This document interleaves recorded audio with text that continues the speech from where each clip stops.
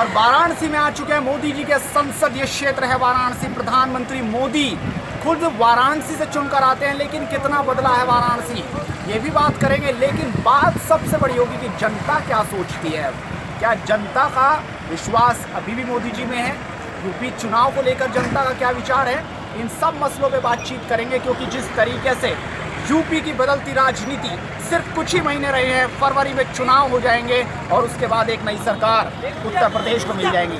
लेकिन क्या कुछ मिलेगा इस पे देखना होगा, लोगों से बातचीत करेंगे। नमस्कार, मैं हूं नवीन चौहान और आज आपको लेकर आया हूं धर्म की नगरी, बहुत ही प्राचीन शहर है उत्तर प्रदेश के एक ऐसे शहर में वाराणसी, जहाँ का जिक्र वाकई प्राचीन काल में भी होता रहा है, अब भी हुआ है। बहुत ही अद्भुत है ये शहर और आज इसका नज़ारा मैं आपको दिखाने जा रहा हूँ। एक बार गंगा नगरी पर इस समय हूँ, इस स्टीमर पे लेकर आपको इस नज़ारे को दिखाने की कोशिश कर रहा हूँ। गली गली में मंदिर है, हर जगह पे मंदिर है। कहा जाता है कि मंदिरों का शहर है, वाकई बहुत ही जबरदस्त शहर है। आप देखिए किस तरह से ये जो 84 घाट है, इन घाट से होती हुई मेरी स्टीमर इस समय गुजर रही है। हर और अद्भुत नज़ारा आपको दिखेगा। यहाँ के सांसद देश के प्रधानमंत्री है नरेंद्र मोदी, और वाकई देखा जा सकता है कि जिस तरीके से बदलाव दिखा है इस 2.5 साल के अंदर, इस शहर के अंदर, इस गंगा के अंदर, और पूरी तरह से बदल चुकी है वाराणसी। कहा जा सकता है कुछ लोग हमसे बातचीत करते हैं, फैमिली है उनसे बात करते हैं, खुद कहेंगे आज आपके अद्भुत शहर में आए हैं, क्या कहेंगे इस शहर के बारे में? आप तो ज़्यादा जानते हैं, क्या पहले जो शब्द कहा जाएगा वो क्या कहा जाएगा शहर के बारे में? वाराणसी सांस्कृतिक नगरी है, धार्मिक नगरी है, मंदिरों, घाटों और गलियों की नगरी है। यहाँ विश्व के तमाम कंट्रीज से सैलानी आते हैं और यहाँ के बनकर के रह जाते हैं। यहाँ के साधु संतों, महात्माओं, मंदिरों, मठों को देख कर तो वो इतना प्रभावित होते हैं, वो इतना खुश होते हैं कि बनारस के इस अद्भुत नज़ारे, बनारस के धर्मप्रिय जनता, बनारस की शानदार नज़ारा, सफाई का कार्य चल रहा है इस समय वहाँ पर, और कुछ ही देर में वो अद्भुत नज़ारा भी आपको दिखाएंगे जो प्रधानमंत्री बनने के बाद माननीय प्रधानमंत्री जी भी यहाँ पर आए थे और आरती की थी उन्होंने। आज उस आरती का भी हिस्सा हम बनने जाएंगे, वो आरती भी आपको दिखाएंगे। बहुत ही अद्भुत नज़ारा होता है, उस अद्भुतता को आपको बहुत अच्छे तरीके से दिखाएंगे और साफ तौर पर बताएंगे कि जिस तरीके से लगातार शहर की वो खूबसूरती थी वो कहीं गायब सी हो गई थी, लेकिन फिर से लौट रही है, फिर से वो खुशबू लौट रही है। हमारे साथ 2 खास मेहमान हैं, इन खास मेहमानों से बातचीत करेंगे। अगर सबसे पहले इनका परिचय आपको तो अशोक कुमार जी हमारे साथ एडवोकेट है, सचिन जी हमारे वरिष्ठ पत्रकार हैं, और हमारे साथ सतवन केशरी हमारे साथ मौजूद है, खुद यहीं से ही हैं और अच्छे से शहर को जानते हैं। लेकिन शुरुआत करता हूँ अपने सहयोगी सचिन वर्मा से। सचिन, आप पहली बार वाराणसी आए हैं, सबसे पहला बताओ इस शहर का।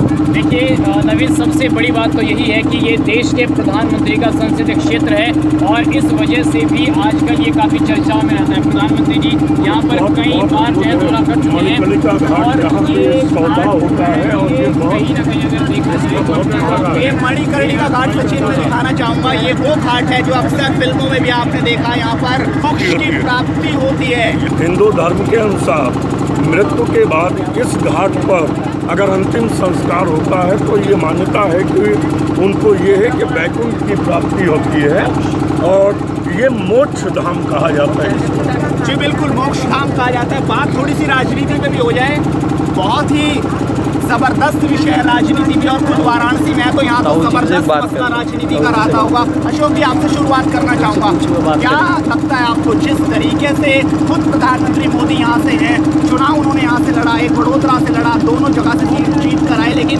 वाराणसी को चुना, अब कुछ ही दिन बाद उत्तर प्रदेश में भी चुनावी माहौल बन चुका है, कुछ ही दिन में चुनाव होने वाले हैं, पहली प्रतिक्रिया क्या लगता है कि किस तरह की लड़ाई इस बार दिखेगी?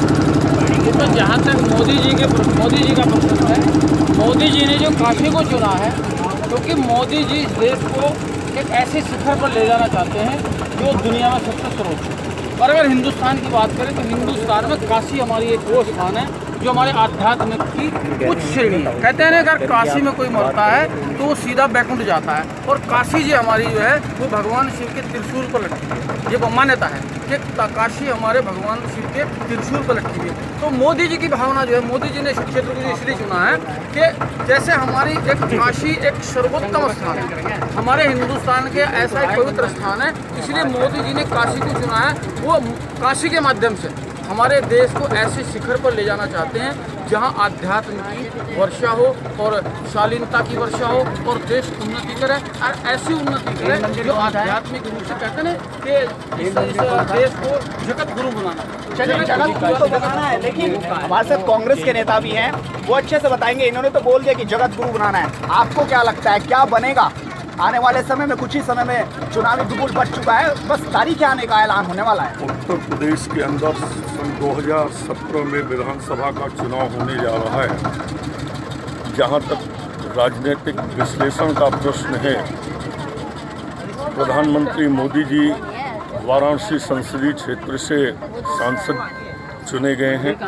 बहुत सी योजनाओं का उन्होंने घोषणा किया, बहुत से कार्यक्रम यहाँ पे उनके द्वारा घोषित किए गए, लेकिन आज 2 साल का दिन बीतने को आ रहा है। वाराणसी के अंदर अभी वो कहीं धरातल पे नजर नहीं आ रहा है। वाकई धरातल पे नजर नहीं आ रहा है। क्योंकि ये साफ तौर पे बोल दिया, क्योंकि वो तो यहीं के रहने वाले हैं।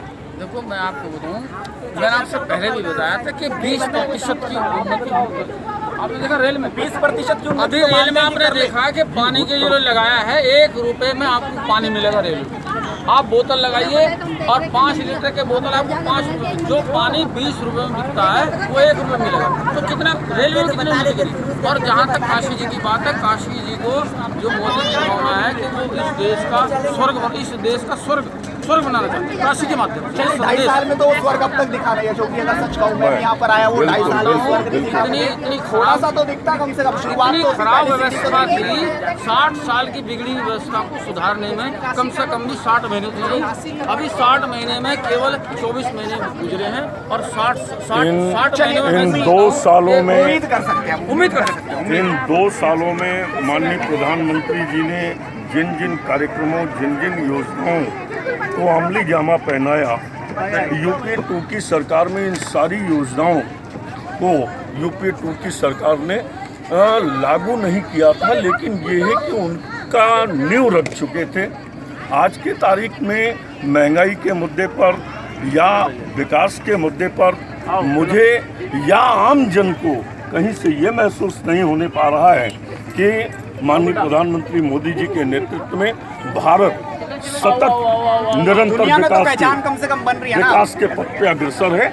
मैं मोदी जी की सराहना एक मामले में अवश्य करता हूं कि माननीय मोदी जी की सोच अच्छी है।